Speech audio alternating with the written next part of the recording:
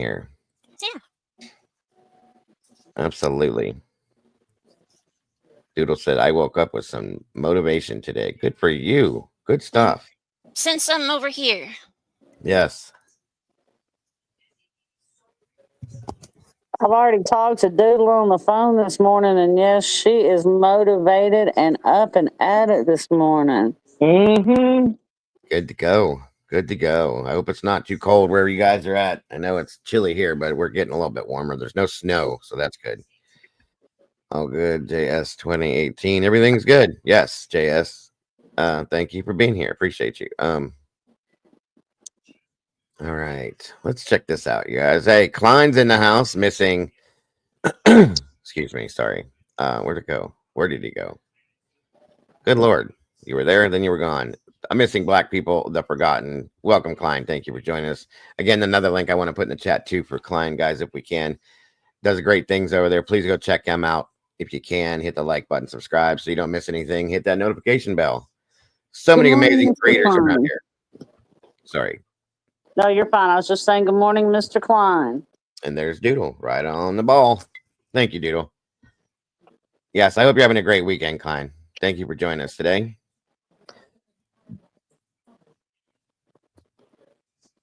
Okay.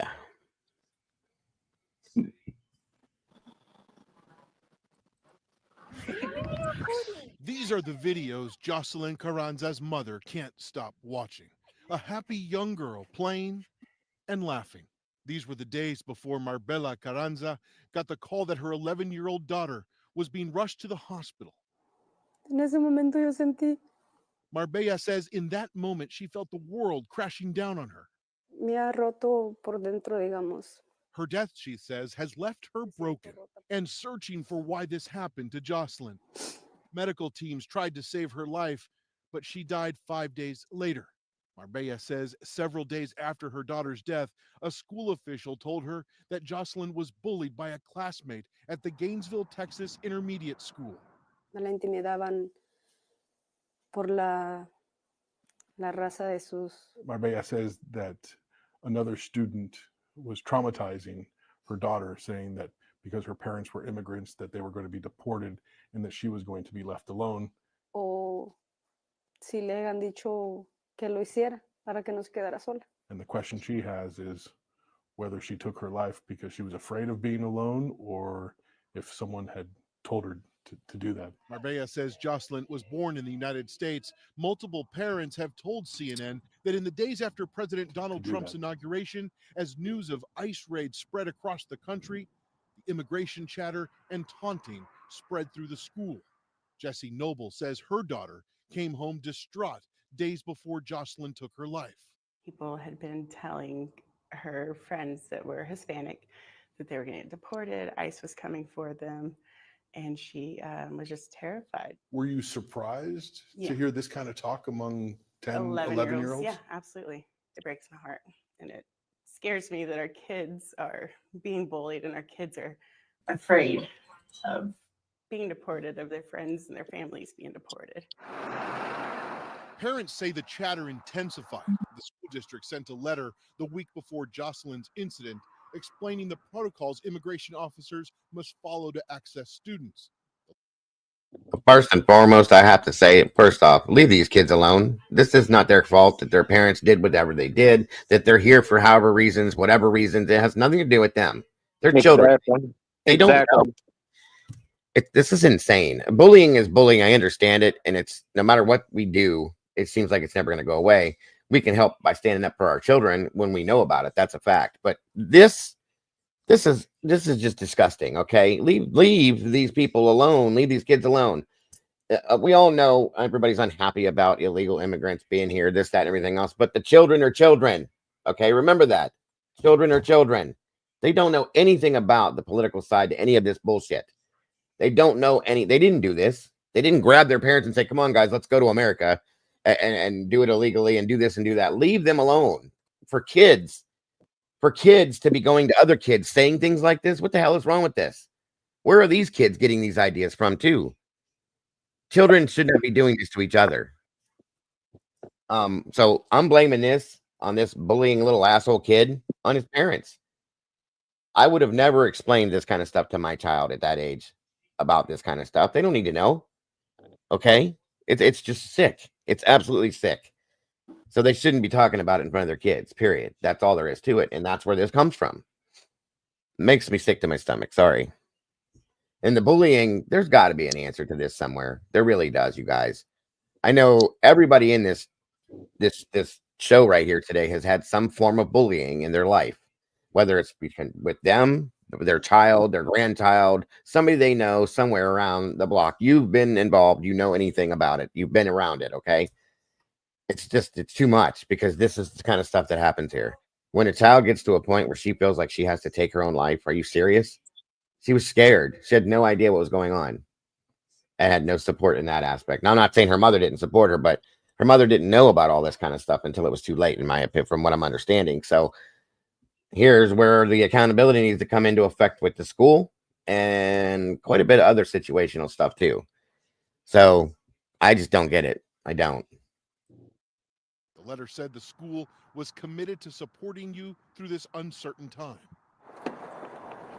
Jocelyn was one of Genesis Arnal's favorite friends. When I heard that she was gone, I don't know. It just shattered my heart. It hurt me really bad. Hundreds of people turned out for Jocelyn Carranza's funeral service on Wednesday. It makes me feel sad because she didn't know how much people actually loved her before she passed away.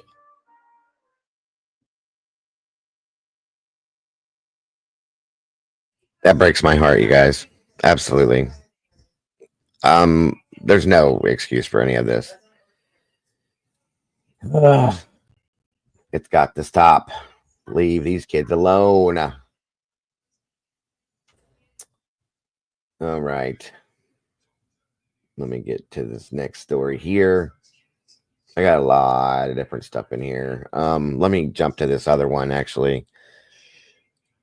I think this is it here. Yes. Yes. Thank you, Lisa and Arctic.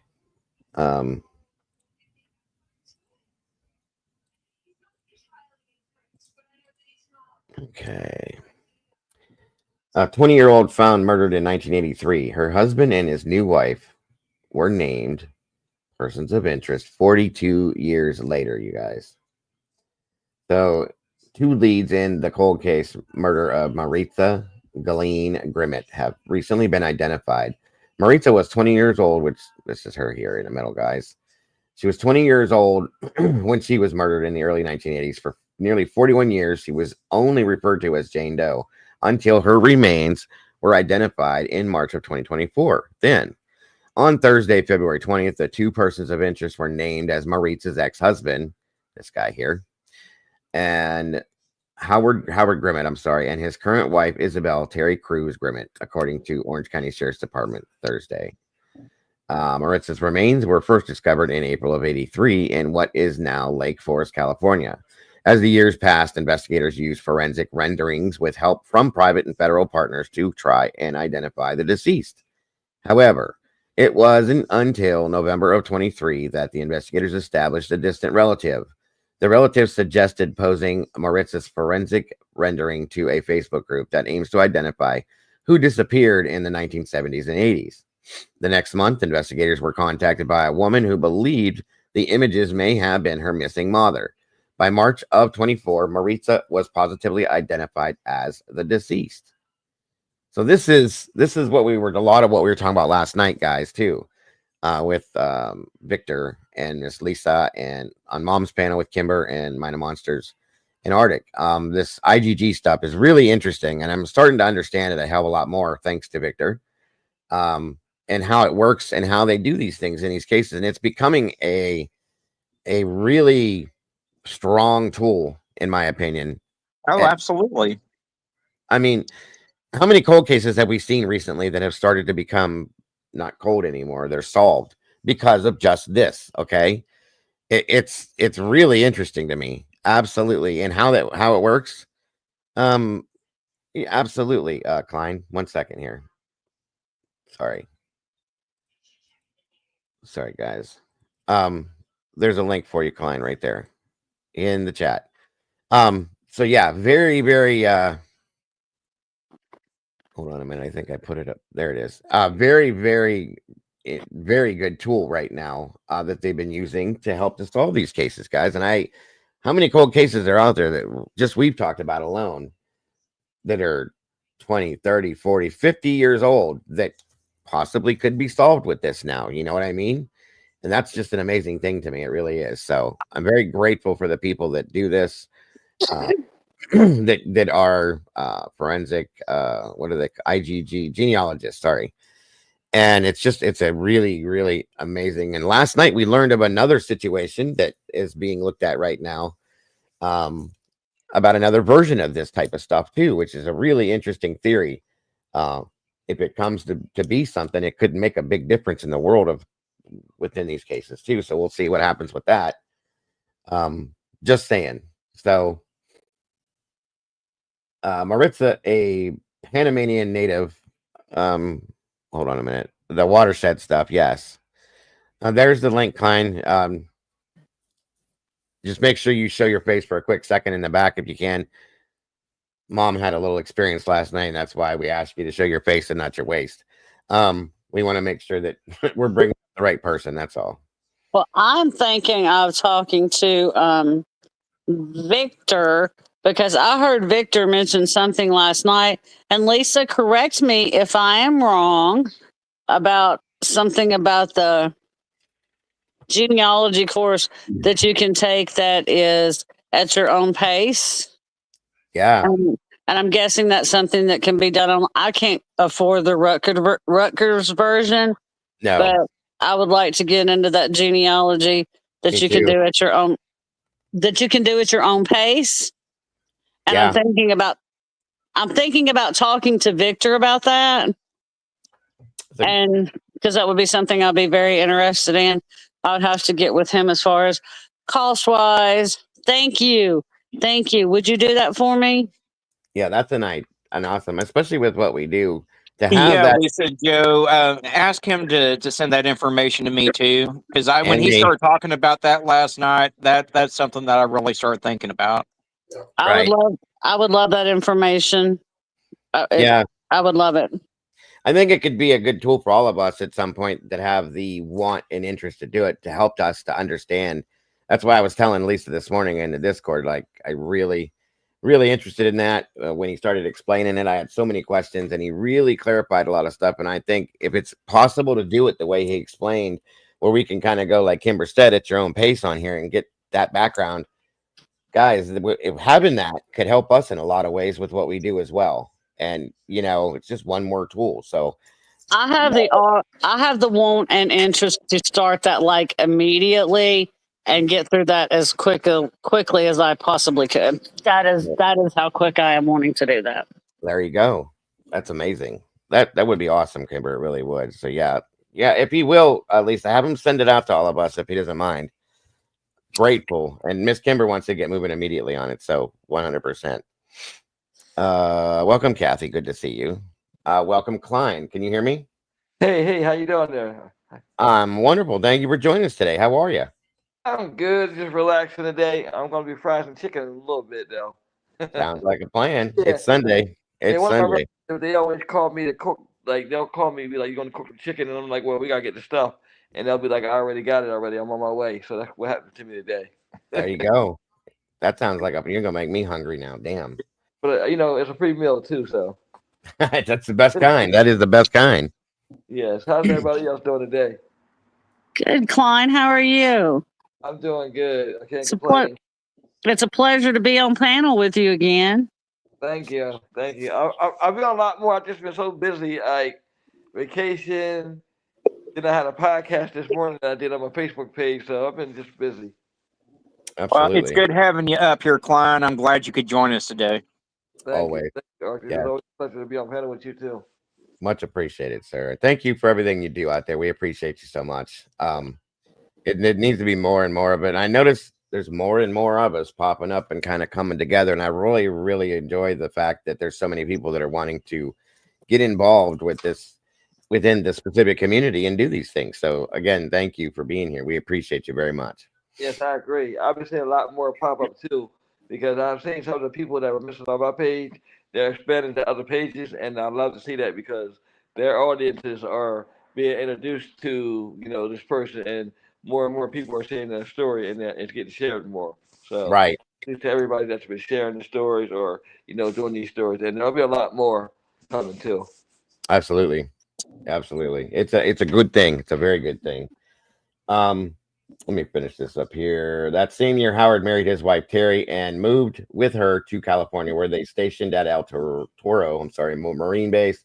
Meanwhile, Maritza stayed in Tennessee. Before her death, Maritza told her sister that she was traveling to California, but then the family never heard from her again. As the case remained unsolved, investigators are looking for evidence on how and when Maritza arrived in California. The location where Maritza's remains were found were approximately 3 miles from El Toro. I keep wanting to say El Toro Marine Base, where Howard was stationed. The problem that we have is we have no definitive ties of how Maritza came to California. The lead investigator, Bob Taft, said per ABC 7 News. Taft added that Howard and Terry are cooperating with the investigation and were interviewed in September of 24. At the time, Howard denied having any involvement with Maritza's homicide. The case investigators are interested in speaking with former military service members who may have seen Maritza at the former El Toro Marine Corps Air Station between 1979 and 1983. Now, this is the new wife, Terry. Not new, but the secondary wife. I'm sorry. Anyone that has any information within this or about this case, these people, anything whatsoever, is asked to email the cold case homicide team at 714-647-7055 or cold case at ocsheriff.gov. And anonymous tips can be made to OC Crime Stoppers at 855-847-6227 or at occcrimestoppers.org. So again, anybody that knows anything, has anything, even the smallest thing, guys, please let them know. This is another one that definitely needs to get some information out there to help to solve this situation.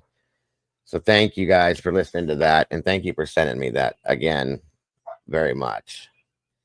Damn it. Now I want chicken, Klein. I tell my wife we want fried chicken today. Yes, can never go wrong with chicken. Right? My wife makes really good fried chicken too. She's from the South, so. Oh, okay, right. What part of the South? Alabama. They're from down. Oh, yeah, yes. She can cook. Oh yeah, definitely. Alabama, yes, they do it out there. I'll tell you right now, just leave it at this point. You'll understand. When I met her, I weighed 165 pounds. I'm way above that now. I'll just put it that way. Oh, well, she fed you good then. That's awesome. That's one of the ways we got together. She can cook like you wouldn't believe. Right. It's amazing how well Southern women can cook. There's no lie with that. So, not saying Northern women can't cook. I'm just saying it ain't Right. nothing beats Southern cooking. Nothing beats Southern cooking. Sorry. Exactly. And I got her mother's the same way. They both live in the house with me, so I'm just lost. I have no chance whatsoever. Oh yeah. They both cooking. Yeah, it's over. Especially in the holidays when they start baking too, that makes it way worse. It's so hard. Oh yeah, the cookies and stuff like that. Yeah. So Oh my God. Yes, beyond. It's horrible. Sometimes I gotta tell them like, stop making this stuff. I can't not eat it. Right. Oh, all right. This next one here. Mama Bear sent this over and said this really needs to be talked about. Wait a minute. Is this I have two of them back to back. Which one was it, Mama Bear? The one with the parents that are fighting to get proof of identity, or the other one? The other one. The 19-year-old? Yes. That's what I thought. Okay. I don't know if you guys have seen this yet, but this is, yeah. Wow. Here we go. This is gonna make people mad, so just might throw up a trigger warning too. I was gonna say that too. Hold on. Trigger warning. Trigger warning. Content may include sensitive or violent content, not suitable for all viewers. Feel free to step out if needed. All right, guys. This is just in case. I know not most people can handle these things, but sometimes you just never know. There's things that I've been watching that I've seen 100 different times, and something and it triggers me, and it's like no. So I just want you guys to know there could be something in this that might upset you. That's all. Yeah. All right. Thank you for coming. My name is Pedro Gonzalez. Where'd you go, Pedro? Today we're here to discuss an incident that occurred on February 14th in the city of Box Springs. On February 14th, about 2:33 p.m., the Box Springs Communication Division received a 911 call in reference to a female who was unresponsive and not breathing. The caller who called in was her mother. The mother's name is Crystal Canales.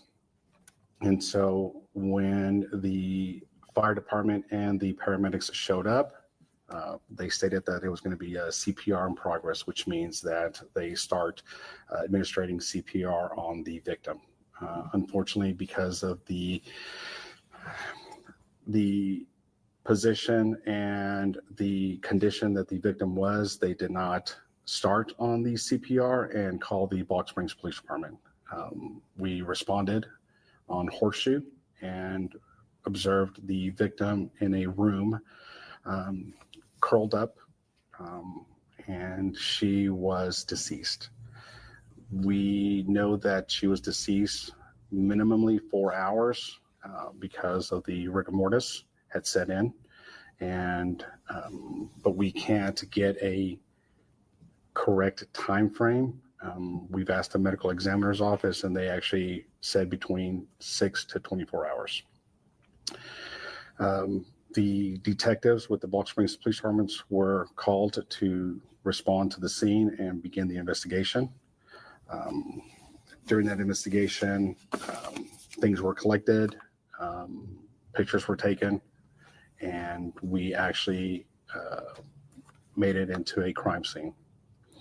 At that time, we started interviewing the family members, who was the mother and also the grandmother of the victim, and who were at the location. On 2/21 of 2025, the Box Springs Police Department executed a search. On 2/21/2025, the Box Springs Police Department executed a arrest warrant on Crystal Canales, and right now we are still awaiting transfer to the Dallas County Jail. Crystal was arrested for serious bodily injury to a disabled person, and it is a second-degree felony. Any questions? I know some of us saw the severity of how Delilah was found. Can you kind of describe that, the severity of what investigators saw when they found her? Originally, when the officers arrived, they thought she was probably 13 and didn't realize she was 19 years old. Now that right there, you guys, is going to tell you, first off, I want you to understand something. We'll do something else after this to show you a little bit more, but this is a disabled child. Or, well, 19-year-old. She's 19 years old. They looked at her and thought she was between the ages of 12 and 13 because she's so severely malnourished, okay? Curled up in a ball, laying on the floor in this room. At 19 years old, you should never look that young, in my opinion. That's small, okay? So that, and not to mention, this is a disabled person, okay?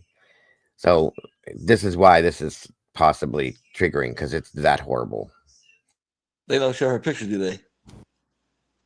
I don't. Not of her deceased. No. I'm talking about before she passed. Did they have a picture of her or no? Yeah, it'll show one. Yeah, and I have. I just wanted to brace myself for it. That's all. Yeah. I don't think I wouldn't show it anyway after she was deceased, because that's just no. I ain't talking about when she deceased, like before she was. Yeah. Absolutely. Tandy and Tomba, this is 10 minutes from them, so wow, this is horrible. Absolutely, absolutely horrible. It was, as described, skin to bone.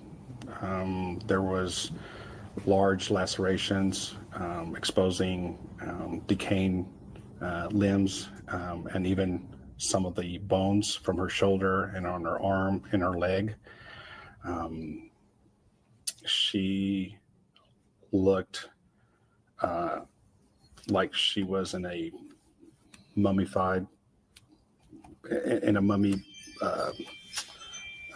state of on the floor. I mean, it's just, I'm sorry. And she was. And that's how bad this is. He's even having trouble with this, you guys. And this will tell you, like, law enforcement, first responders, firefighters, EMS, whatever it is, they see these things and people think they just go in and they do their job and it's, move on to the next scenario. It's not that easy. It's not. Doodle can tell you that. A lot of people that have dealt with stuff like this can tell you it is not that easy to see these things and then move on. Okay. And you can read on him how bad this probably was. And that's the horrible side to this, that this was somebody's child, that a disabled child that was treated this way by their own family. That drives me I don't understand it. So she was just in a curled up position on the floor, and it was just unrecognizable for a 19-year-old to be in that position. How long would you say it took for her to get to that state? The amount of time it took? We don't know. We don't even have a time frame. We've spoken with several doctors and medical examiner's office, and we have, at this time, we don't have an idea. They're still running tests to see how long it took from, to get to that point. There were other family members living in the house as well? Correct. The mother, the grandmother of the victim, and the great uncle. Will grandmother and great uncle be facing any charges? At this time, I'm not in the position to speculate if anything is going to happen to anyone else, but we're still continuing our investigation, and we will execute and interview as many people to figure out what happened and why did it get to this point. Press release also mentioned the victim had a severe case of autism. Did that play any factor into how this played out? The victim was nonverbal, and so there were times where she became extremely violent, punching, hitting, kicking family members. There was also an incident where she had an altercation on a school bus, but we're still investigating on that incident. But other family members did confirm that our victim was very aggressive towards family members, and sometimes they would be discouraged to interact with our victim. Okay. If she was treated like this, I'm going to guess this is not something that just happened recent. This isn't new. If they treated her like this, okay, of course she's going to come that way. She wasn't getting the care probably. If she's nonverbal autistic, is not probably, in my opinion, getting the care that she probably needed, not understood. A lot of people that have children like this, they don't understand this. Okay. They don't get it unless they get that help. And that's what thank you, Doodle. You get out of my head. That's the next statement I was going to make. If you can't handle this, it sounds like there were two elderly people that were in the home as well as the mother. Okay. Well, it was that grandma and great uncle. I don't know that they were elderly though. Well, okay. I don't know. Great uncle made me think elderly. I'm sorry. Yeah, it could maybe not, but either way, right from wrong. You know what you should do. And like Doodle just said here, then she should have went to a home where someone would love and take care of her 100%. These acting out like this is not something that is just a normal thing. It's a reaction, in my opinion, to actions. Okay. So if she's treated like dirt, she's going to treat people like dirt. That's what she knows in that aspect. She needs things. If you're nonverbal, these kids and people that are in this situation, it's frustrating to them. Think about that, because they can't get across to you what they need or what their needs or wants are. And if you're not doing for them what they need, it's going to provoke a different personality from them, in my opinion. Just saying, so I don't know. We don't know the absolute whole story with what went on, but I'm not going to say that that the family should have stopped engaging with her because she became that way. There's a reason why she was being that way. Okay. And it just bugs me that people think that way about, well, I can't, she's violent and she's mean and she's this, she's that. There's a reason. That's not who she is naturally. So I don't know. But that's a great point right there, Doodle. Reach out when you have a situation like this and get the help that you need. There's resources out there. Put her in a place. I understand that it's expensive, but there are state-run places that are covered by governmental funds, Medicaid, things like that will cover it. So I'm just saying. That's true too about that. A lot of times when parents have that person in the household, like a mother that's violent, they don't know how to deal with it. And if you notice, a lot of times, these end in domestic tragedy where that person may shoot everybody in the family, or he may kill a brother or sister. I've seen it so many times. Like you said, reach out because there are some government programs. Just like last month in North Carolina, my girlfriend was working at one of the homes, and they had somebody that was real violent, and they knew that he was violent, and he just kept doing things. He was put his hands on staff, and his parents knew that's why he was there, but that was the wrong place to have him. He needs to be somewhere like it really needs help, because if not, this guy gonna end up in jail.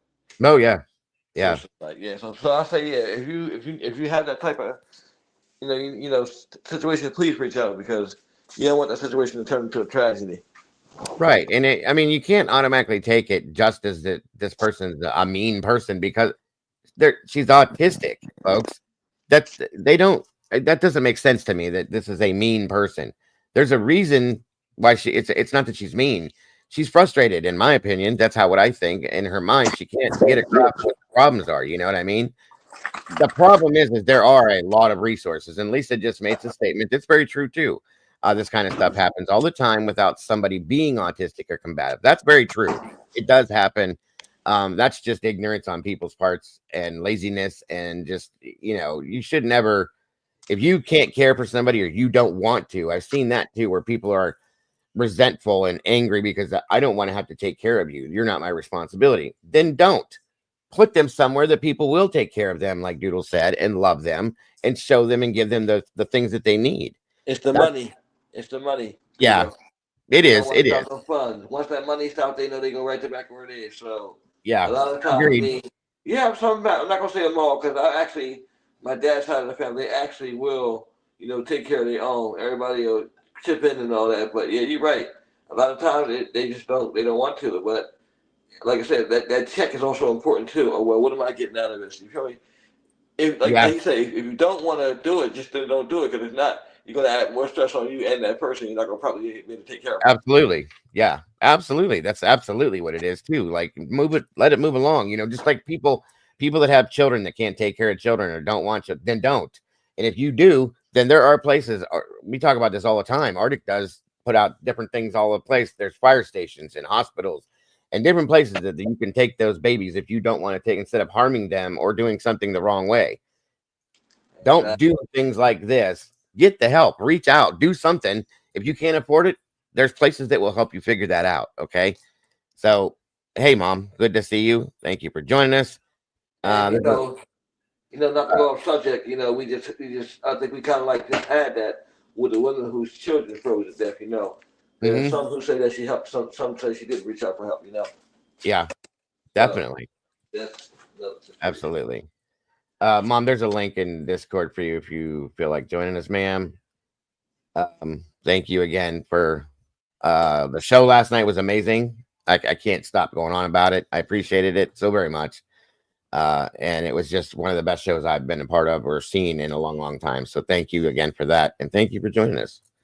I hope you got some sleep last night. It was a long one. So has Ball Springs Police Department had any other interaction with the victim or the family over prior years?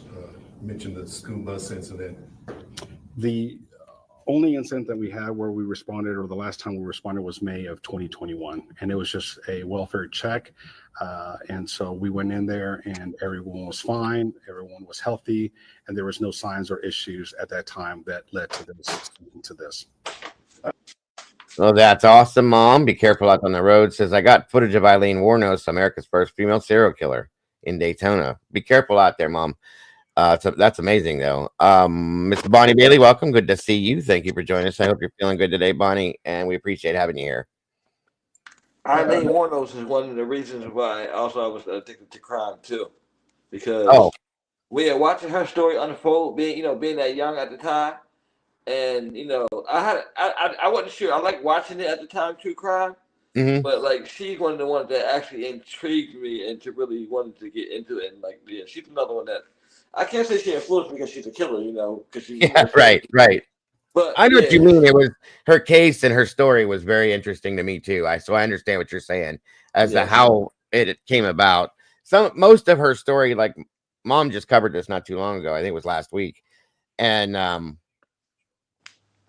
we talked about it just a tinge after she had covered it. And in the beginning, when I first watched her about her story and stuff like that, I'm thinking, okay, this woman had a very rough life. It was horrible, so on and so forth, which is what kickstarted her, in my opinion. But then once she started getting to go, she just kept on doing it. So something snapped there, and there was another side of her that was brought out, in my opinion. So, yeah, I felt for her throughout the beginning of it because of what she had to live through and all that. But then something happened that almost as if, and I, don't anybody jump on me for this, that supports and understands her. It just felt like after she did what she did, it started to become something a little bit more than her suffering that caused it. You know what I mean? Like she was enjoying it to an extent. So yeah, I think that first kill is what did it. That's exactly. If I'm not correct, I think that was Richard Mallory. Was he number one or no? I think Kimber, you were there for that show last week. Was that the first one she killed? Who? Richard Mallory. Yes. Okay. I think Richard Mallory was her first kill, but right. But the thing is, she claimed self-defense on all of them. Okay, I'll give you one, but you can't be claiming self-defense on everybody, especially when you lured them. Exactly. Yep. I think everybody thinks the same on that, Kimber, too. The first one was based on her. The self-defense was based on everything she went through, but then after that, you got to stop there at that point. You were doing what you were doing because you were doing it. You know what I mean? So, and Mom says, yeah, he woke the demons inside her. 100%, Mom. I agree with that too. He was she found out. Well, they found out later on that he's a sex offender. I'm sorry? I said later on they found out he's a sex offender. So did that case, did she ever try to appeal for that case? Eileen? Yeah, did she ever try to appeal that first conviction? I don't know. I don't remember, actually. I don't know. Mom or Kimber, do you remember if she tried to appeal the first conviction she had? Yeah, because he was a sex offender. Because he was a sex offender. Do you guys know that or no? I don't think she did. Okay. Because by the time you have to remember, by the time they called her, she had killed so many that I think that it was a little late for any kind of Yeah, you can't really look at it that right. That makes sense. And Mom just said she fired her appeal attorney, so she knew what she was doing at that point, right? Oh yeah, she wanted to leave. Yeah, you're right. She was cooked around that time. Yeah, she wanted the death penalty. She didn't want any more appeals. She was ready to die. Yep, she sure was. 100%. That's the whole point. I think that's to why she was doing what she was doing. She knew for a fact that if she kept going, she didn't care. She was done. So yeah, I agree with that. She was ready to leave the big blue marble. Right. Plus, she knew it was over when her partner, started cooperating with the feds. Like she knew. I think the lady's name was Tammy or somebody. Yeah. Yeah. Once she started cooperating with her, she knew that was over. Because I saw the movie, and that was that. Whoever did the movie, that was a good movie too. Oh yeah. The what the hell is it? I can't remember the actor. Monster with Charlene Theron. Charlene, she did a great job with that. Really did. And anybody that she has to be a method actor, in my opinion, to be able to pull that role off as well as she did. It was just amazing. Her mother was the one who killed her father, right? Yes. Yeah, sure. Yeah, that's another thing. I learned later on that and she supports her mother to this day because she said her mother was going through so much. He was trying to kill him at the time, and her mother actually shot him dead. Her father. Right. That blew me away too. That blew me away at the time. I was like, wow. Oh yeah, definitely. Monster, the owner of the bar's head swelled. He was an asshole. Thank you, Mom. Tell us how you really feel. Tell us how you really feel, right? No, a little emotional talking about. You've seen the photos, and you're not intentionally not. We're not going to show those. You're not going to share those with us. Just describing this, it really gets to you seeing these photos and knowing that this was a 19-year-old girl. Absolutely. As a father, our job is to protect our children, and when a nonverbal daughter lays helplessly, you sort of wonder what was going through her mind, where she couldn't communicate or even share some of her pain or suffering to others, so that she can get additional help. And you described for us somewhat the some of the injuries. Kind of, you showed us on your arm. Could you kind of show some of the things you saw in the photos? Describe that for us again. I don't remember specifically where. I was just pointing out on some, but I know that she was curled up and exposing on her right side, where she had, I know her shoulder bone was protruding out, and I know that she had some abrasions on her right leg, the way she was curled up. This incident happened February 14th, which was 8 days ago. We're now hearing about it. Kind of, why did it take 8 days for the police to release anything? And what have y'all been doing in those 8 days? During that time, we were interviewing teachers, students, neighbors, family members. We were trying to get an autopsy, and we were trying to figure out if what was going on from the medical examiner on what their results were. We weren't sure if the victim had choked on something. On the affidavit states that the mother was feeding her goldfish. So at that time, we were unsure if what had happened at that time, and that led to her being deceased. Could an earlier welfare check have changed the outcome of this? Absolutely. If someone would have noticed or would have been any concern about the child, they could have easily called 911. We would have responded and personally checked on the victim. And so here we are once again, back to accountability. Yes, a welfare check absolutely could have prevented this. The school, the neighborhood, the family members outside of them, anybody, these kids are failed by so many people. And I know she's 19, but she's still a kid to me. But they're failed by so many people in these aspects where people just don't want to get involved. They don't want to.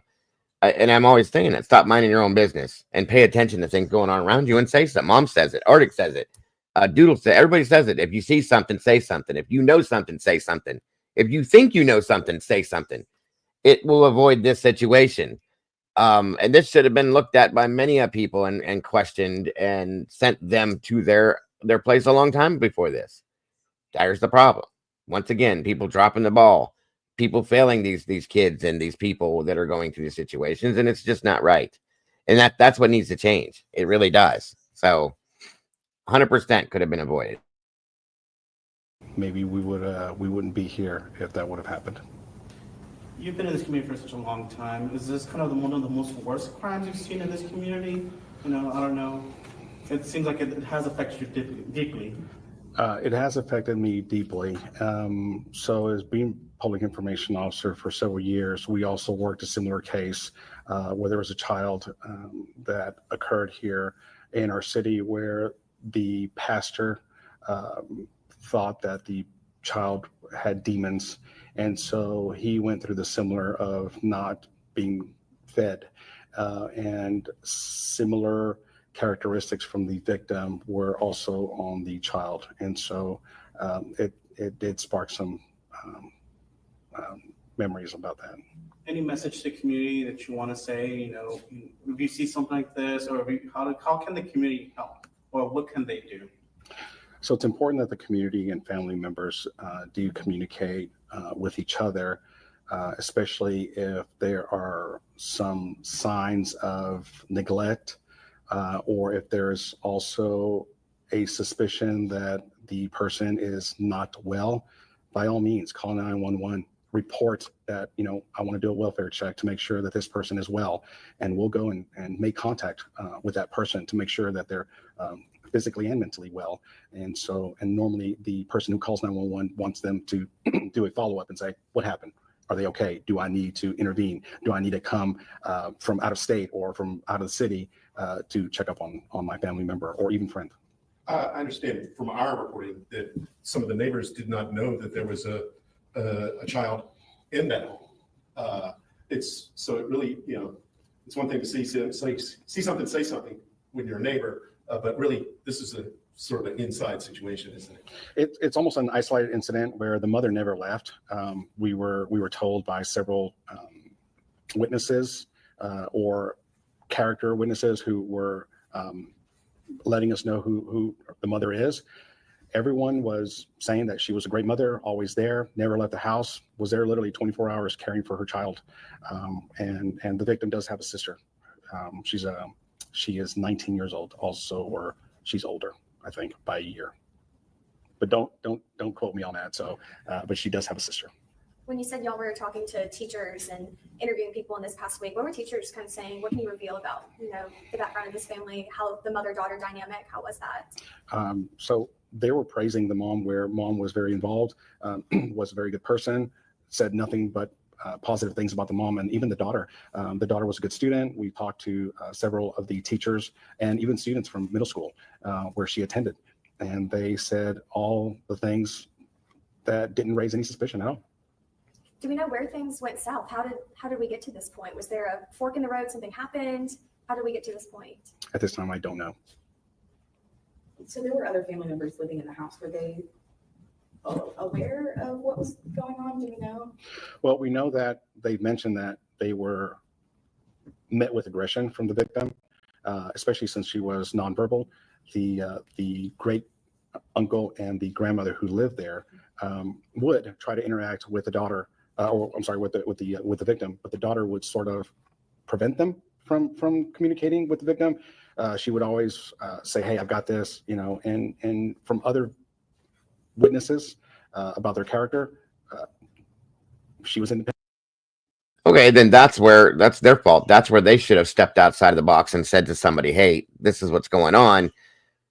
The mother is not doing what she's supposed to do. Somebody needs to do something instead of just letting it happen." That's in my opinion, there's a charge for that. Not reporting something. I can't remember what the hell it is, but they should have stepped up then if that's what the mother was doing and saying not to interrupt or blah blah blah. That's their place to go ahead and report this then, at least in my opinion. So that's not an excuse. I'm sorry. At the end of the day, we all need to consider ourselves mandated reporters, and that would stop a lot of this shit. Just if you see something, go out there, say something to someone. If one person doesn't listen, go above their head to the next agency and try to save these kids. I mean, that's fact. If the grandmother, the great uncle, whatever, were watching this and they tried to interact, they tried to get involved, and the mother said, "No, don't," then you step outside that. You go to the next level, like you just said, and you contact law enforcement and say, "I don't like this situation." They didn't do that. So they're held accountable, in my opinion, as well. Agreed. Absolutely agreed. She wanted to take care of things. She didn't ask for help as much. There was food in the house. There were snacks. The house was in a good state, and there was no signs of starvation where there was food available. Where's the father? The father's deceased. What would you say to a parent who's taking care of a child that's disabled and is maybe becomes overwhelmed? When is it? It's never too late to reach out. I would ask you what you would say to those people. Right. It's 2025. There are so many resources out there. Exactly, Tandy. There's assistance. Sometimes a phone call to a social worker, or sometimes even to the police department, where we're able to offer resources. Come to your local library, and if they don't have the ability to leave the house because they are taking care of their loved ones, by all means, call the non-emergency number. We'll show up, and we'll be able to provide any resources that are there it is. for her and their loved ones. And people are concerned when a child may look like they've been abused or that has potentially been abused, but it shouldn't get to this point. I mean, there's one thing to be afraid that CPS is going to take your kid. It's quite another to let them die. Absolutely. Our main focus is to make sure that everyone is safe, whether you're an adult, your child. We want to make sure that everyone has the ability and the resources to help loved ones. And don't let anyone discourage you that, oh, CPS is going to come in and take my child away, or I'm going to get in trouble. Your main focus is to make sure that your loved ones are taken care of. Okay, Mom. When the mom is being transferred to Dallas County? I do not know. I know that the day that we arrested her, Dallas County Sheriff's Department was unable to pick her up because the van was full of men. And so they were trying to prevent that from having the female go with the men. Okay. I also want to add, there were locks. You'll see I think on the affidavit, there were locks on the inside and outside. Even though there were locks on the house, or I'm sorry, even though there were locks at the door, anyone who was inside could leave. The reason why the locks were there was because they were trying to prevent from the victim becoming or getting aggressive towards other family members. And so to avoid any conflict, that's why the locks were placed on that door. Were the door locked when you guys got there? They had to breach the door? No, the door did not need to be breached, but I don't know if it was locked or if it was in a closed position.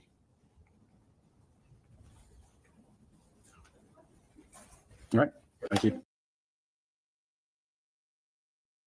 So there's no excuse for that. And let me see.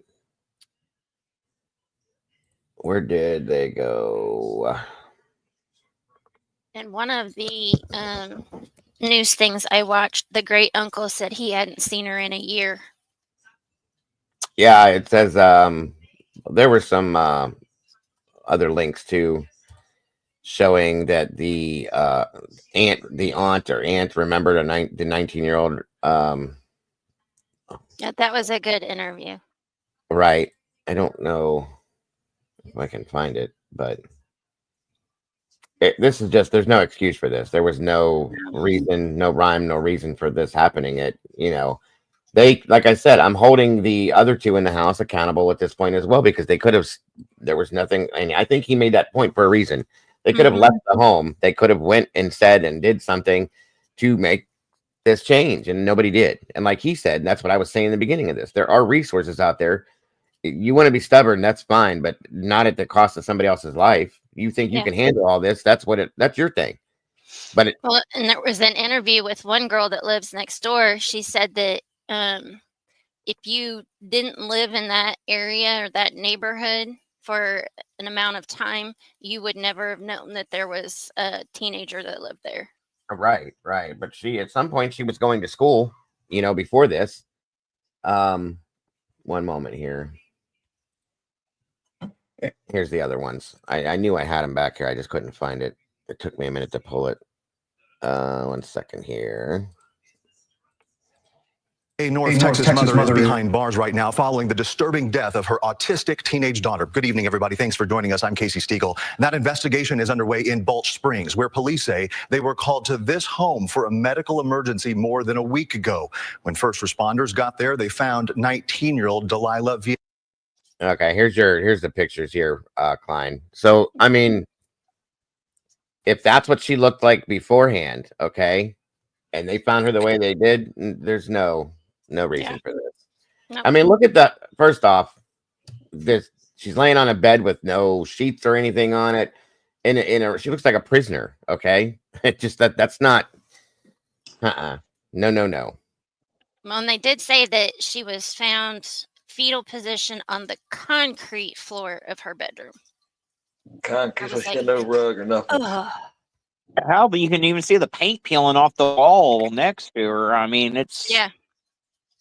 I've seen prisoners have better conditions than what she's laying in right now. I'm saying, it looks I like agree that. with you on that one too.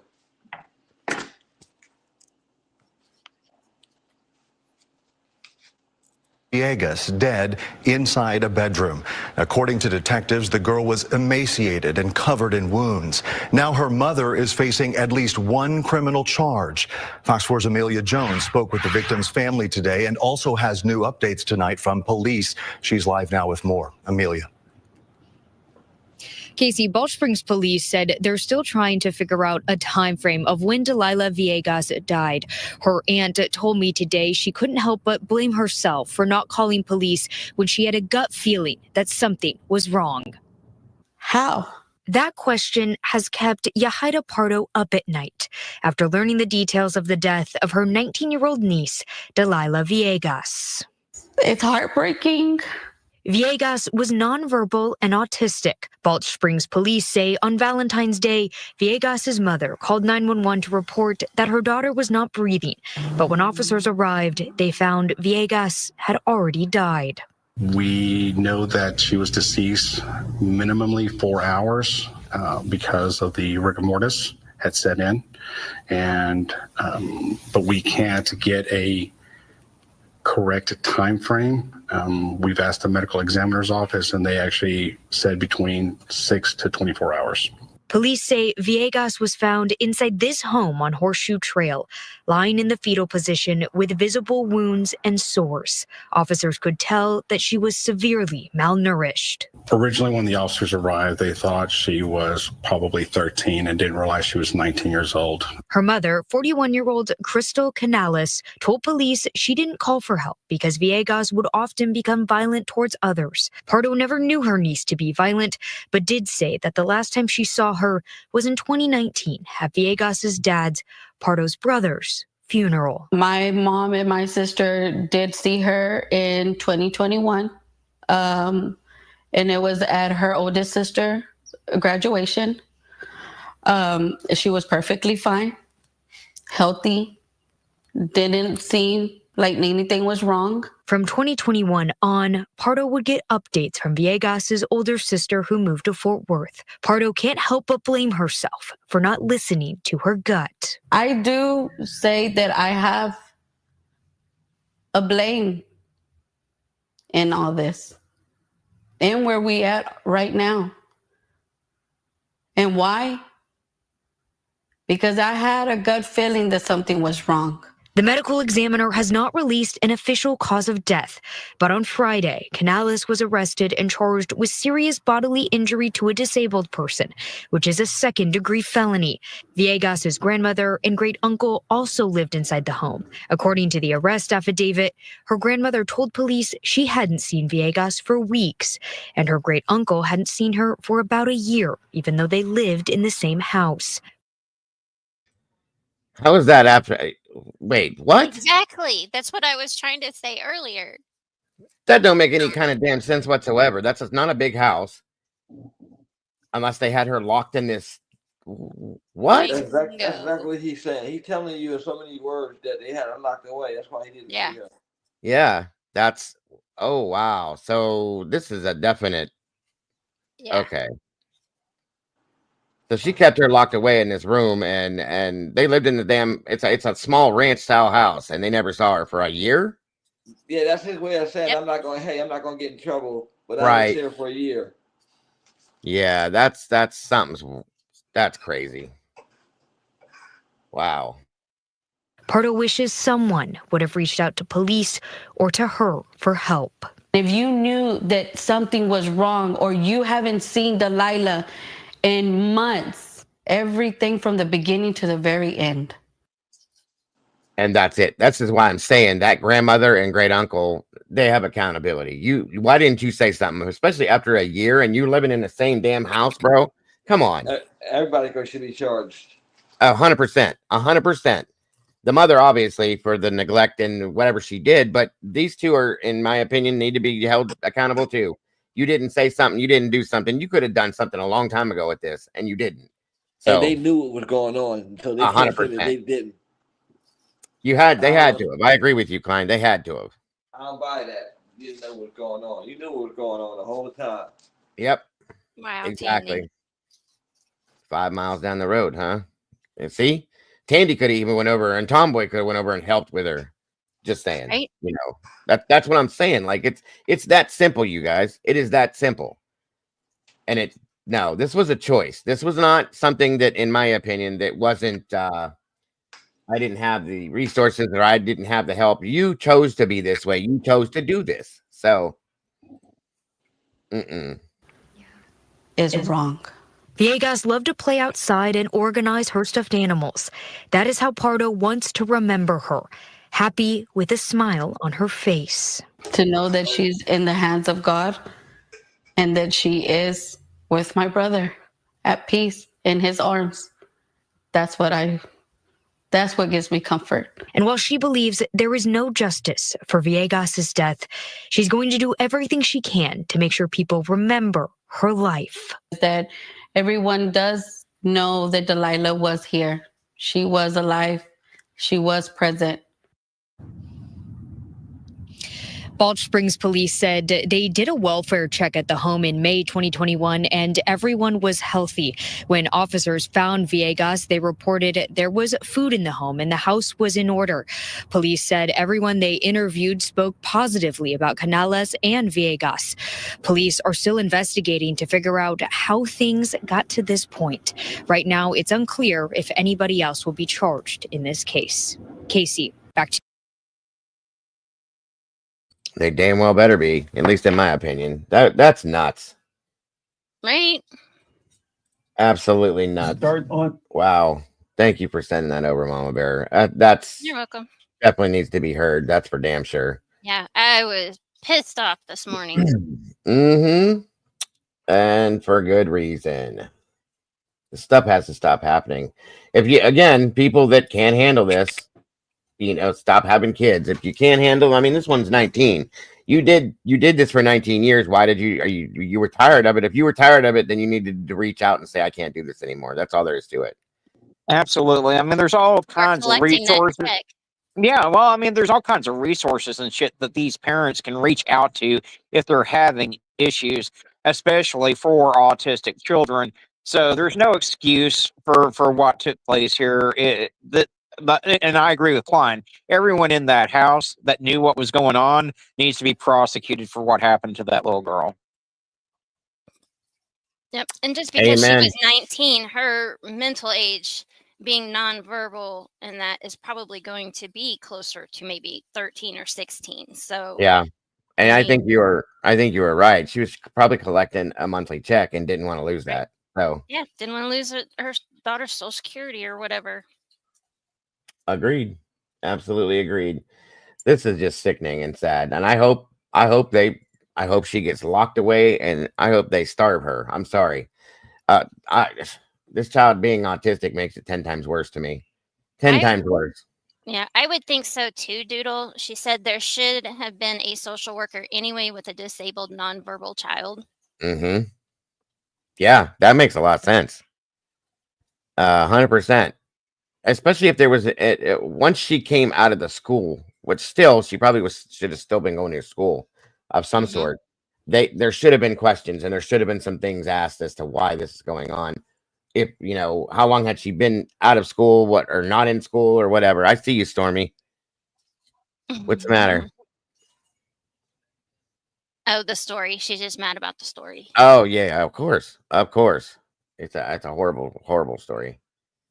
And then Tandy gonna take up a collection doing, but wood chipper, yes. Well, they're not parents; they're incubators and inseminators, is what they are. But they're not fucking parents. That's 100%. And she did, Tandy. She did actually send her to school. And I watched so many different news channels, but there is one in there that they show her at school and she's dancing and smiling and everything. It looks like maybe elementary school, I think, maybe middle school. I'm not sure. I didn't pay that close attention, but she was in school in that video. Right. Wow. Very sad. Very sad. The whole thing is just beyond sad to me. There's no excuse for this stuff to be happening, guys. There just isn't. No. And that other one I sent you is just wild. I have never heard of that situation whatsoever. So, with the baby or the little girl? Yeah. That's the next one I was going to jump to. Nebraska. This is out of Nebraska, you guys. This is wild. It really is. I was looking at this here a little bit ago and it's like, what? So I was like, huh? Exactly. Here we go. There's a child with a computer-generated name and without a full identity. One Omaha Metro man says that's the situation with his daughter, and he's trying to change that. First Alert 6, Joe Harris joins us from the newsroom. Joe, what's going on here?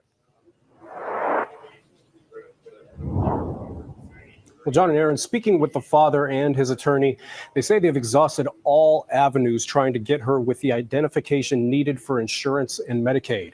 They've even gone to court, but they feel there may be some hope in an Omaha senator's bill. You can tell being around her, she loves affection, loves being around people, always smiling and laughing. Valley resident Jason Kilburn says his 2-year-old daughter Caroline is his world, or at least he wants to call her Caroline. According to the state of Nebraska, her name is Unikite 13 Hotel. Born in Iowa, she spent more than a year in Nebraska foster care after the Douglas County Attorney's Office accused her mother of, among other things, using drugs and continuously neglecting her. It kills me that I wasn't able to be there when she was born because it wouldn't have happened like it did. And while Kilburn now has custody of her, he learned that she has no social security number or usable birth certificate, which he says keeps him from getting her insurance or putting her in daycare. The document that is her birth certificate has the term for government use only on it. And obviously, Jason, not being a member of the government, does not have the ability to use that document. Family law attorney Josh Livingston says Kilburn came to him for help around 2 months ago. This is the first time I've heard about anything like this. When I started working with Jason, I was in disbelief at what was happening. He says he's requested the Nebraska Department of Health and Human Services to get the child a social security number, but to no avail. First Alert 6 reached out to DHHS for comment. In an email, it said, under the Child Protection and Family Safety Act, specific information related to children in the custody of DHHS or who were in the past is confidential. DHHS. How the hell does this happen? Exactly. I mean, how do you not have a social security number? How do you come up with that kind of name? I mean, I realize it's an AI computer, but I mean, come on now. Somebody should have looked at that and been like, wait a minute, beep, back this truck up. Yeah, oh, yeah. This is ridiculous. Absolutely ridiculous. I've never heard of this before. DHHS is working with Mr. What'd you say, Mom Bear? I said I was floored. I was like, what? Yeah, that's kind of where I'm at, too. Livingston to resolve this issue. Livingston tried to get Douglas County Juvenile Court to reopen the case last month, but the court said it couldn't. I'm worried that this child fell through the cracks. And I'm worried that when it became apparent that this child fell through the cracks, nobody with any authority did anything to fix it. But he says State Senator Megan Hunt's bill, LB 368, could help if passed. I think under that bill, placing an affirmative duty on the Department of Health and Human Services to provide a birth certificate, to provide a social security number, puts them in a situation where, in this situation, there never was one. It requires them to obtain that document, which would be a massive help to families. Senator Hunt gave us a statement saying, in part, this situation is absolutely unacceptable and highlights a critical failure in our system. No child should be left without a legal identity, especially after being in state custody. The bill is currently in committee. Now, this afternoon, the attorney, Mr. Livingston, told me DHHS had contacted him today to say it's reaching out to the state of Iowa to find out what's the next steps that it would take in getting the child's social security number and birth certificate. Livingston adds the situation is not resolved, but that's progress. Joe, thank you.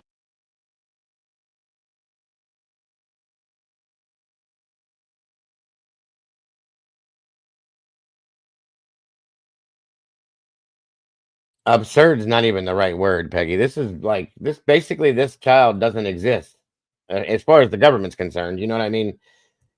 Humanly, yes, she's real, but like if you look, that she doesn't exist, and that's insane to me.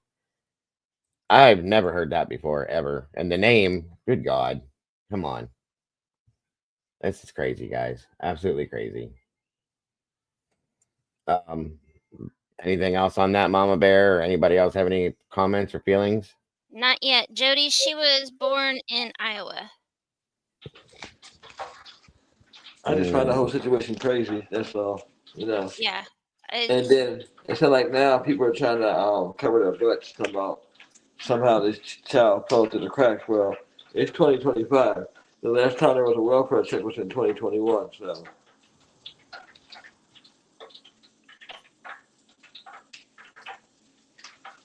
Should have been more welfare checks, definitely. Should have been at least a couple more. So let's say this not had happened, right? When would the next time that the next welfare check would have been? So who has the answer to that? You get me? Right. Absolutely, absolutely. This is I don't even know what to say. Yeah, I didn't either. I was like, okay, they have a birth certificate. Why does it say for government use only? Why would it have that on there?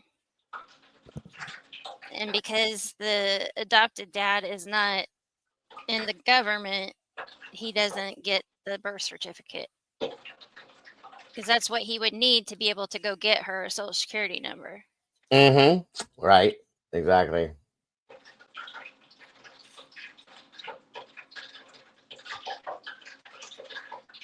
Hold on here. I'm trying to read something here. 1 second.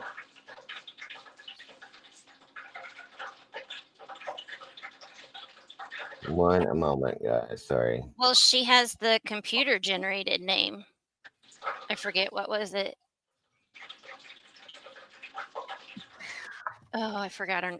Got it now. 13. Darn it.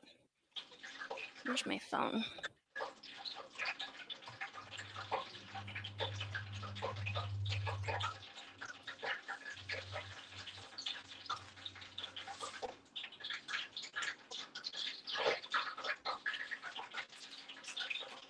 How did I forget her name? Do you remember the baby's name?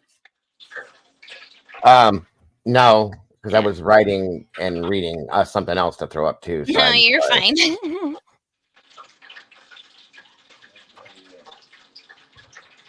Sorry, hold on. I'm trying to put something else together here at the same time. So my apologies, guys. Give me a second. Right, Jody. I don't consider it a name either, but that's the name that's on her birth certificate.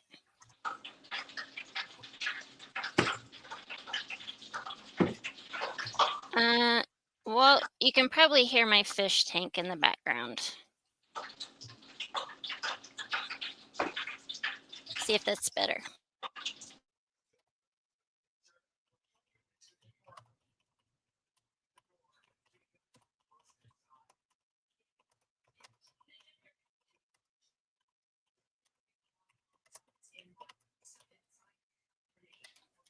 I'll find it for you, Lisa.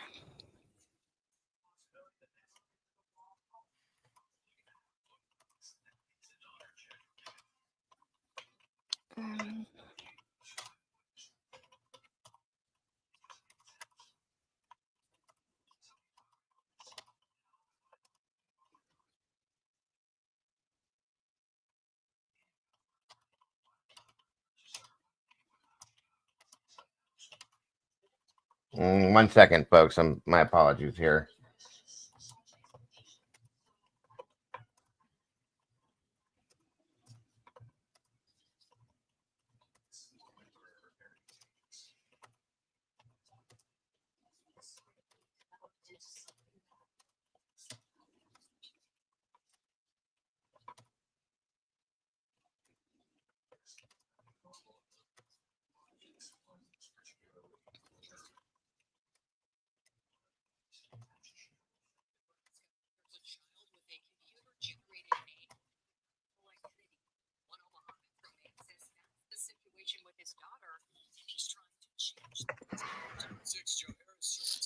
Okay.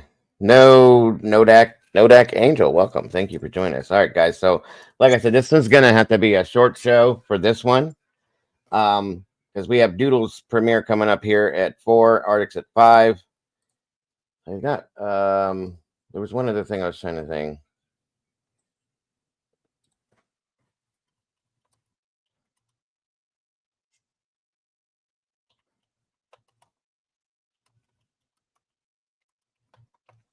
Lisa, her name is Unikite 13 Hotel. That is her legal name. Say that one more time, Mama Bear. Unikite 13 Hotel.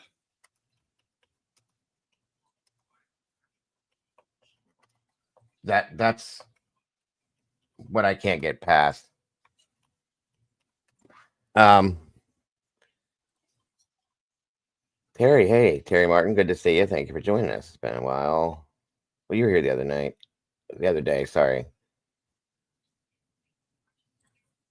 It's been happening so long to the point that I'm incredibly excited for those to audit CPS. Our children are being treated. Well, CPS definitely needs to be audited, looked into, and changed around. So that's a fact. So, I do want to, let me see. It's hard to pick and choose what's short enough for this, that. There is this.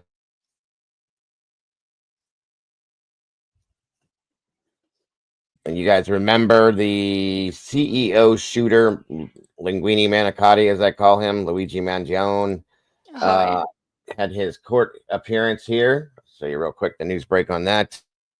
New York in just the last couple of hours, Luigi Mangione made his first court appearance since December. His defense attorney says her client's right to a fair trial is being infringed on. He is being publicly treated as guilty and as having the presumption of guilt as opposed to the presumption of innocence, which is what he is entitled to. That's his defense attorney there. Now, that, though, is Mangione walking out of court earlier, flanked by officers on both sides, wearing a bulletproof vest. Mangione is facing 11 counts in the state of New York, including first-degree murder and terror charges for killing United Healthcare CEO Brian Thompson in front of a New York City hotel last year. It's a case that drew national attention and sparked a broader conversation about the American healthcare industry. Now, Mangione has pleaded not guilty to the charges, but he's also facing federal charges in Thompson's killing. Prosecutors have said that case, as well as the New York case, will move forward on parallel tracks. The state charges are supposed to go to trial first, but the date for that is still TBD. Now, in a statement on a website for his legal defense, Mangione says, quote, "I am overwhelmed by and grateful for the support that he has gotten," which he says transcends, quote, "political, racial, and even class divisions." Stephen Romo is outside court in New York. So, Stephen, a pretty quick court proceeding today. What else did prosecutors and the defense go through today? Yeah, Brian, it was quick, which was not a surprise. This was a status conference with the different parties basically giving an update on where things stand in the case. Now, Mangione's attorney, Karen Agnifilo, did spend quite a bit of time talking about what she has not received in the case. She acknowledged that the discovery process has started, but said she still does not have any of the police paperwork in this case. She expressed some frustration there. And she also pointed out that Mangione is being prosecuted for the same event in 3 different areas. We have the Pennsylvania area where he was picked up by police 5 days after that shooting happened. Of course, the murder charges in New York and the federal prosecution that is also happening. Agnifilo also saying that she's upset that prosecutors apparently shared evidence with an actor playing Luigi for a sort of docudrama series before giving that evidence to the defense team. Here's more of what she had to say. Hearing an actor play Luigi reading from a journal that they say is Luigi's, and we have yet to receive it from the prosecution. And so it's outrageous that they have time to go and prejudice Mr. Mangione's ability to receive a fair trial and go out and make these statements, but not give this to us. Now, prosecutors pointed out that they have shared quite a bit of evidence with the defense team, including 800 gigabytes of video surveillance footage from this. They say they're working on sharing more. Brian? Now, Stephen, over $525,000 have been raised for Mangione's legal defense fund. He's amassed quite a lot of support. Have you seen some of that in person down there by the courthouse? Yeah, not surprised about that $500,000. Whenever you see the number of people who were out here today, I was trying to keep a running count, but I lost track. There were so many people, some of them showing their support for Luigi, showing the Saint Luigi figure like you would see on some of these candles that people have brought. A lot of green Luigi hats like Mario and Luigi, showing their support for Luigi, signs saying free Luigi. So much of this support from him, and supporters also trying to get the message out about what they say is an unfair healthcare system. Here's some of what they said. I want to take advantage of this moment with all this publicity around this case. The healthcare system in the United States is awful. It is killing American people, and I need to be here to fight for the citizens. And this is just the very beginning of what is going to likely be years of these hearings for these 3 separate cases that Mangione is facing for this murder case involving Brian Thompson. Brian? Stephen Romo, thanks so much. Thanks for watching. Stay updated about breaking news and top stories on the NBC News app or follow us on social media. Here are some of the top. All right, y'all. There's that. Not doesn't really say a whole lot with what's going on, but so be it. I don't know. We haven't talked about him in a while. So that's going to do it for that there. I do want to, because like I said, we're going to be bringing this to a close. I do want to bring, I get excited when these pop up here. Arctic brought this to my attention. I think it was last night. Yes, sir. So for everybody that has been following along, one moment here, I'm going to play the next edition of the Burning Bush Green Team, part 11, guys. So here is number 11, and as soon as these are over, I'm ready for the next one. So I'm excited about this one, and we got a little hint from Mocking Media the other day that there was going to be multiple guests on this one, so I'm excited. For those of you that aren't familiar, Mocking Media, we've been following them since they started up with all these awesome videos that they put out. There's a link right there. Please check them out if you haven't yet. Like it, share, subscribe, hit the notification bell so you don't miss it. And this should be great, guys. This should absolutely be great. I'm going to run this here. We're going to be said and done with the show. And I would love for everybody to jump on over to Doodlebug so that they can catch her new premiere, 4 p.m. Eastern time, 3 for Central, I believe it is. And then right after that, Arctic will be popping up with his. So thank you guys so much for that. Here we go. Exactly, Peggy. Oh, no. Make sure you guys are ready. If you got to put a diaper on, whatever you got to do. They're all funny. There's never been one that they've done that I haven't laughed at. So be prepared.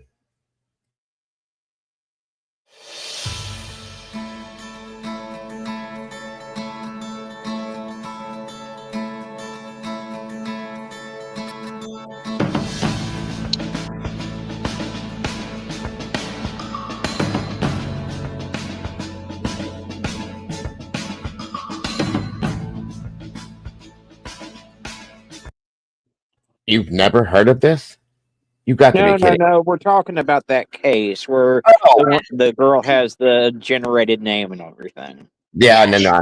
I agree with that. I don't even know what to say because I've never heard of it before. How do you generate somebody's name?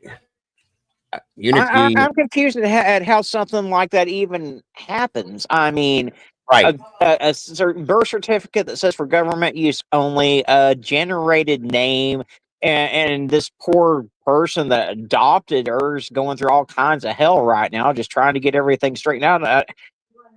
I've never heard of anything like this before in my life.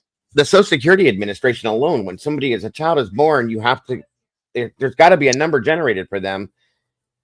Because parents have to apply for their Social Security number. It's not like an automatically generated thing. But that's the problem: is the parent that whoever delivered this child didn't do why? I mean, I guess that part of it makes some sense that they neglected to do that kind of stuff would make it make sense, but still. But why would the birth certificate have for government use only on it? That's it almost sounds like the child was created by the government. You know what I mean? Right. And that's ridiculous. Okay, but yeah. Very strange. I don't even know what to say with this. I just don't. There's no comment. There's no statement that I can make that would make this make any sense to me. Like I said, it makes it sound, that whole statement right there for government use only makes it sound like the government created this human being. You know what I mean? Filled out in hospital. That's what I thought too, Stitches. That's what we did with Caden. We filled out the papers in the hospital. We did the birth certificate. We did all that, and they sent it out, and we got the Social Security card within the mail, right along with the main copy of the birth certificate. So I don't know. Some I get different states. I don't know. It still doesn't make Even sense. being a test tube baby, Jody, it wouldn't have that. I don't know. It's just weird. Right. It's a very strange situation. I've never heard of anything like this ever anywhere, guys. So Maybe she's part of the government's cloning project. Maybe we not. talked about that last night. That was too funny. I think that one shut Kimber off last night. She was like, "Wait, what did you just say?" Hold up. That was funny. Oh God. All right, so get your smiles ready, because like I said, every time we've watched these, they've been funny. I can't imagine they wouldn't be. So here we go. All right.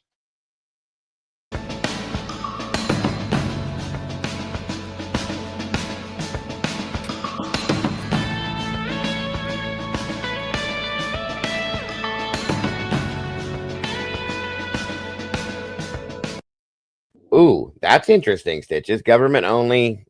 Maybe the parents were in protective custody when the baby was born. That's a possibility. I'd never thought of that. That's interesting. I'm gonna have to now I'm gonna want to look more into that situation. Yeah, that's interesting. Yeah, it is. Welcome back to another inspiring episode of The Burning Bush. I'm your host, Reverend Lee Jonathan of the LJR Ministries in Manatee County, Florida. I'm so excited that you're all here because tonight we have a very special treat for all of you. If you hadn't already noticed from the opening credits, we have 5 wonderful guests with us this evening. And since we have a lot to get into, let's get to it.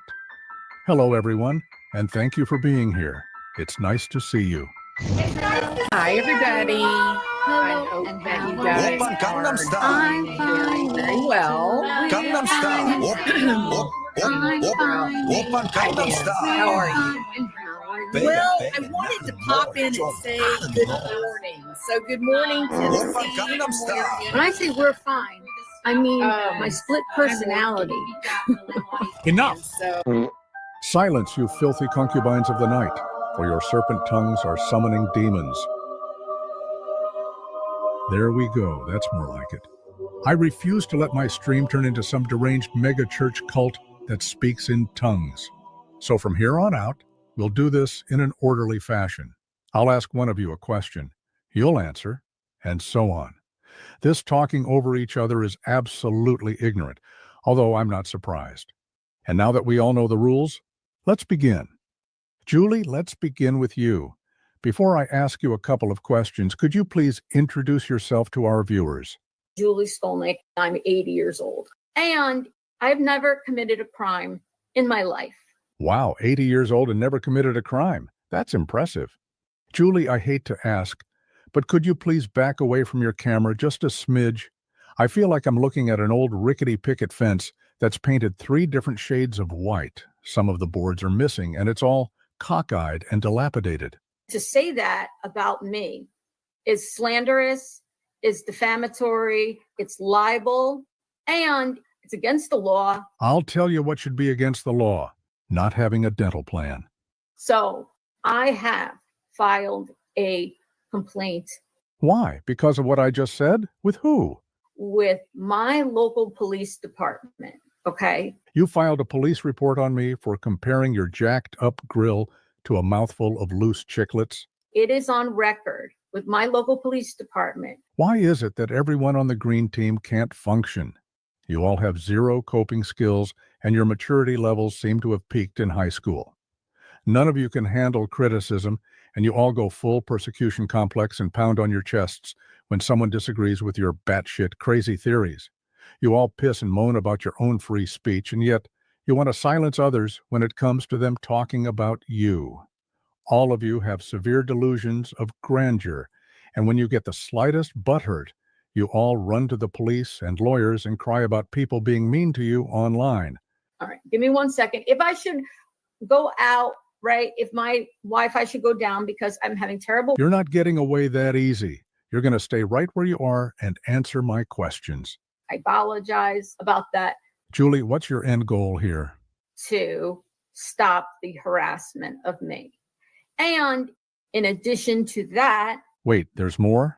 I contacted the TBI about this. Why would you contact the Tennessee Bureau of Investigations about this? Seems a bit extreme, just because I mentioned that your mouth looked like a bunch of random 2x4s found in Home Depot's scrap bin. I personally suggest that you contact your local TBI instead. You know, the Traumatic Brain Injury Center. It's not a fun place to go, okay? It sounds to me like you've been there before. Obviously, the treatment didn't help. If I were you, I'd ask for my money back. Hello, hello, hello, and how are you? Are you okay? I'm fine, me too. We're fine, and how are you? Julie? I'm fine, me too. We're fine, and how are you? I'm good.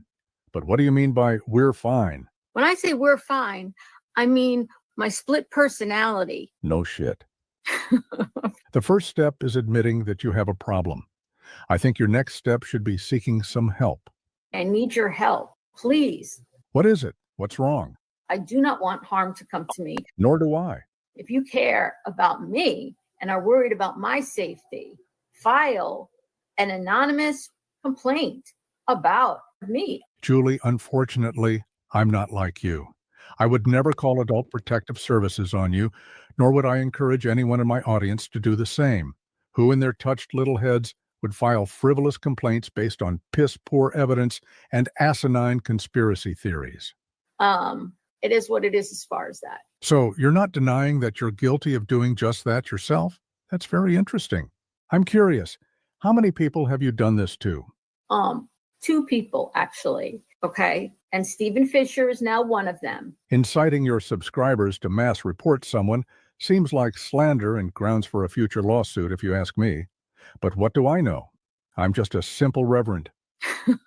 Unfortunately, at this point, Julie, the only help that I can give to you is to continue to keep you in my invisible thoughts and prayers. I'd also strongly advise you to stay the hell away from those YouTube desk detectives and Timu Columbos, the Green Team. They have control over people like I've never seen. It's dangerous. Please protect yourself. I couldn't agree with you more. Well, I think that it's time for me to give our next guest a chance to talk. I thank you for your time, Julie. It's been very interesting, to say the least. Love you. Love you all. Good night, everybody. I hope you get good sleep and dream sweet dreams of people getting what's coming to them. Wow, that sounded just like something Jesus would say. Good night, boys and girls. Love you all. Mwah. See you soon. Why did she leave? I wasn't ending the stream. I was just going to move on to someone else. Oh well, let's just keep going. How about we move on to you, True Crime Jowls? Thank you so much for being here and wearing whatever face filters you use. The sun has done some serious damage to your skin. In some of your non-filtered videos, your mouth looks like a dried-up prehistoric butthole. Please take a moment and introduce yourself, because I have a feeling that you're going to be quickly forgotten. Good morning. I am Jules of Thought. Jules of Thought? I thought you were True Crime Jules or allegedly innocent. Which one is it?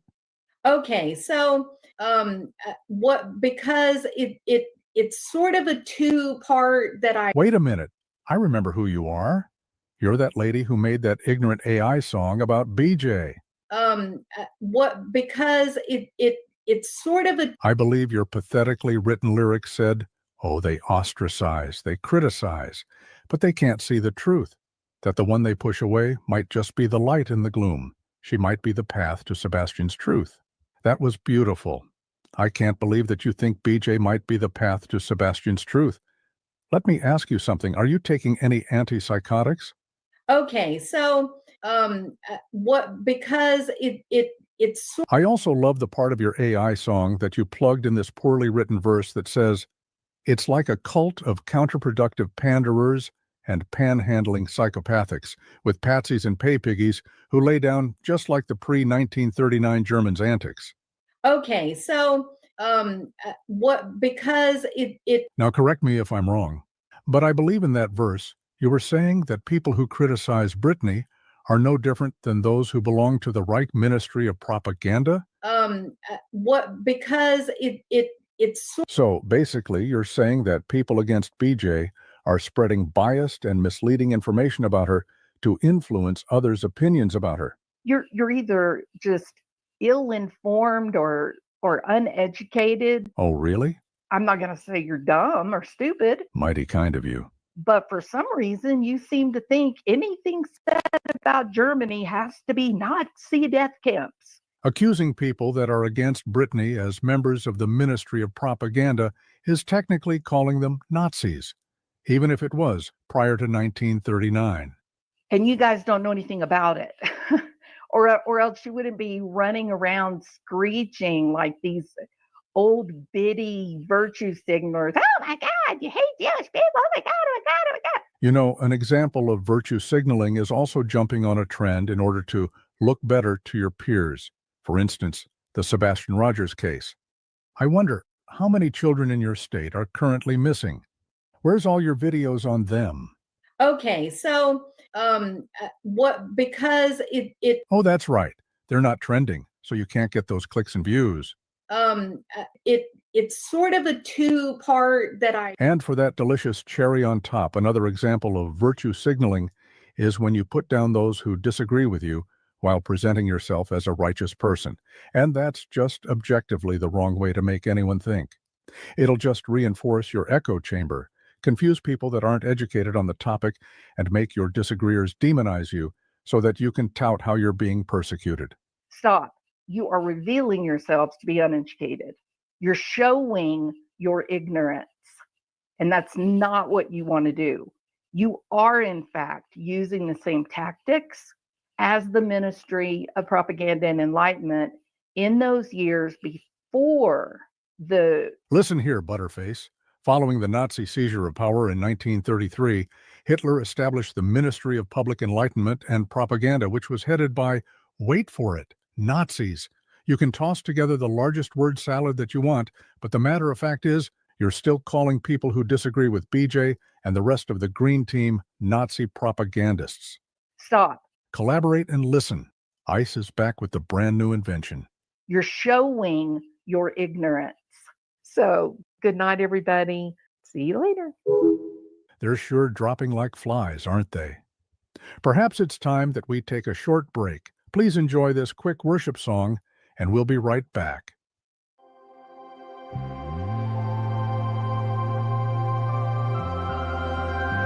Fake smiles, wearing a mask, hiding what's inside, a dangerous task. Betty, Brittany, Julie, Jules, and Hom, in their actions, where the truth's all gone.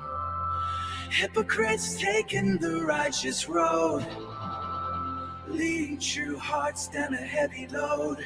Green Team's deception clouds every intention. We must stay true. It's okay, Lee. I knew what you meant.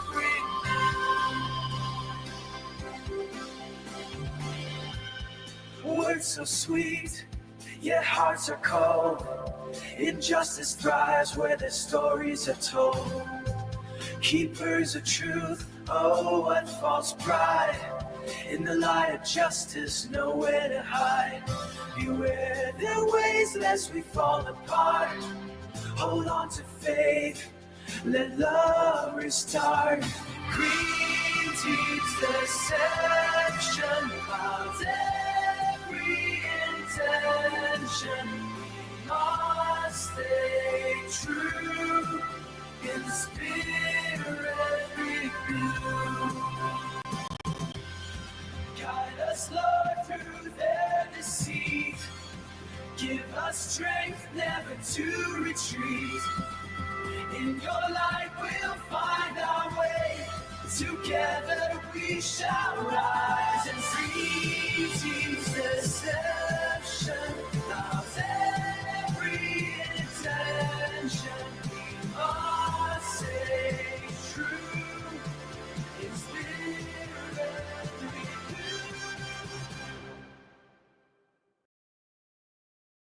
renew. Wow, such an amazing song. Hello, everyone, and welcome back. Since Julie and Jules left early, I reached out to see if anyone else wanted to come up on panel. A few have responded, and as soon as I see them in the chat, I'll drop them the link to come up and join us. Till then, let's get back to it. Is she sleeping again? Absolutely. You've got to be kidding me.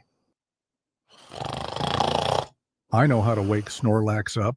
Woman, where's my Captain D's? It was in there when you walked in there. Pumpkin, when I be looking in that fridge, I just seen a bunch of leftover fast food. I don't think I knows how old any that junk is.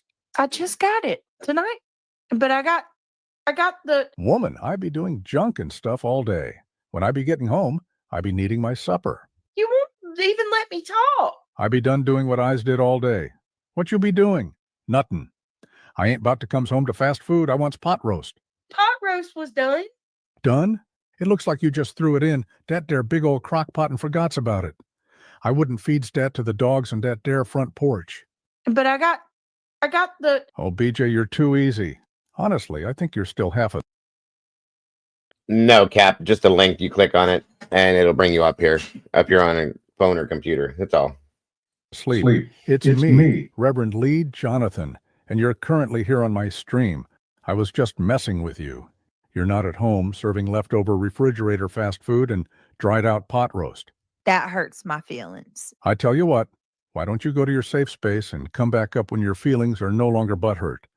In the meantime, let's have a look in chat and see if someone wants to take your spot until you return.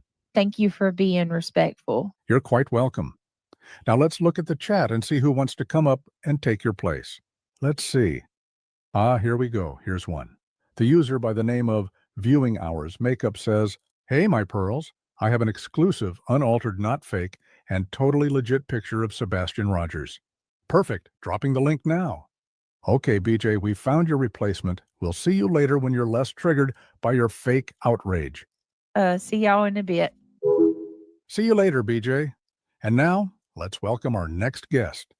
Hello, Viewing Hours Makeup, and welcome to the Burning Bush. Oh dear, I didn't realize we were doing a service today. I'm sorry, folks, but I need to say a few words. Gracious Spirit, Creator of life, Carrier of hope, make your presence known among us. Enable us to be brave in our remembering, honest in our sorrow, and open in love and compassion to each other. Help us to seek not so much answers to our questions, but rather the patience to mourn and grieve. Enable us to remember with joy a life of... Well, hello, everyone. Vampire! I know your time is very, very valuable. Not as valuable as the time that you need to take to learn how to apply foundation. And I do appreciate you spending some time with me. And I would appreciate it if you spent some time watching a few Get Ready With Me videos. So, you know, there's... I mean, seriously, who does your makeup? A mortician? Or do you just cake on layers of silly putty and call it a day? First, I do want to talk about some other things. Like clean shaving? Nope. Or Biore deep cleansing pore strips? Nope. Why not? They're both very important things to talk about. Is that your opinion? Yes, in my opinion, you should always clean shave and use cleansing strips before you apply jaundice-colored spackle to your face. Nope. I'm not joking. If you don't clean shave before you apply that hideous pottery clay to your face, the stubble will show through. For example, take a look at your chin. Do you see how it looks like bumpy-ass chicken skin? That is not what we see in this case. Trust me, it's what everyone sees. Your chin looks like the taste buds on a cow's tongue. Please, just back away from the camera. High definition is not your friend. Enough is enough. Betty, it's not your turn to speak yet. Remember the rules that were set before we started? Everyone here gets a turn to speak one at a time. So please, let Viewing Hours finish, and then I'll get to you. But for the meantime, no more interruptions. Are you freaking kidding me? Get the flip out of here, dude. That's it, Betty. I'm muting you. Wow, really? Feel free to hang out in the chat until you learn to wait your turn. Now, if you behave, I'll unmute you. Then, when I feel that it's relevant to have a discussion with you, I'll let you know when it's your turn to talk. You will never have my respect. You will never have my viewership. You will never have me talking about you. This will be the last. What did you say, boo-boo? I can't hear you. I'm sorry for that slight interruption. Please, by all means, continue with what you were about to say. There was a photo that was released related to Sebastian Rogers. You mean the picture that all of you dipshits are spreading around and talking about? I actually have it right here. Let me grab it real quick, and I'll throw it up on the screen. This is the one you're talking about, right? Now, clearly, you can see Sebastian Rogers. And clearly your glasses are a trendy accessory, not real corrective lenses. Oh, Mom, that's hilarious. I didn't know that happened.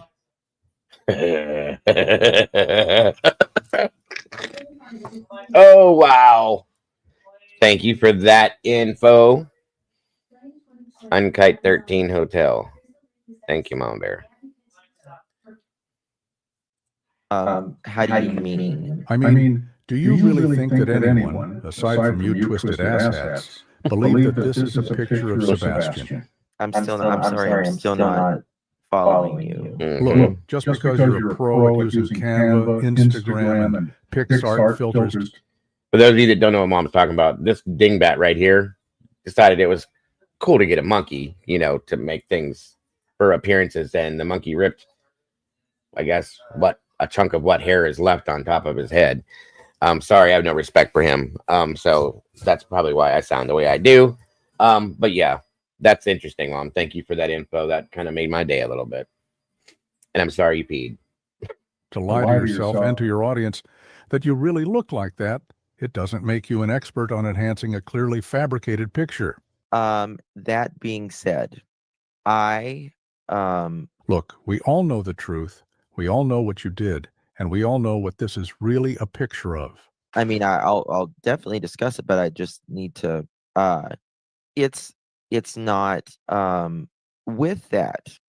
Seriously, just stop. We're on to you. We're all onto your ignorant and pathetically weak attempt to remain relevant.